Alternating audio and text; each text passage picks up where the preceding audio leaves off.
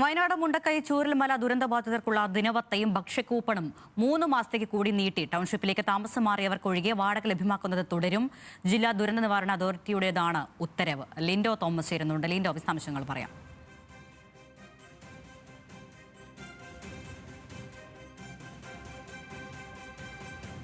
വയനാട് ഉരുൾപൊട്ടൽ ദുരന്തബാധിതർക്കുള്ള ഭക്ഷ്യക്കൂപ്പണും ദിനവത്തയുമാണ് 3 മാസത്തേക്ക് കൂടി നീട്ടിയത്. ലിൻഡോ, കേൾക്കാമെങ്കിൽ തുടരാം. ദുരന്തബാധിതർക്കുള്ള ദിനപത്രയും ഭക്ഷ്യക്കൂപ്പണുമാണ് 3 മാസത്തേക്ക് കൂടി നീട്ടിയത്. നിലവിൽ ഓഗസ്റ്റ് മാസം വരെയാണ് ഈ ആനുകൂല്യം UDF സർക്കാർ അധികാരത്തിൽ വന്നതിന് ശേഷം ഉണ്ടായിരുന്നത്. ഇതാണ് ഇപ്പോൾ നവംബർ മാസം വരെ നീട്ടിയത്.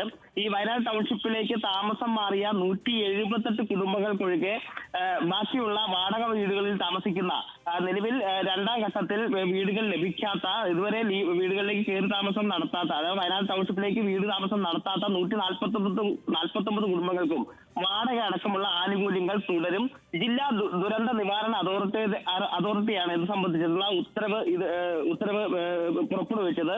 ദുരന്തബാധിതരുടെ ഉപജീവന മാർഗം സജ്ജമാക്കാത്തതിലാണ് ഈ കാലാവധി നീട്ടിയത്. അരുണ്യ. ശരി ലിൻഡോ.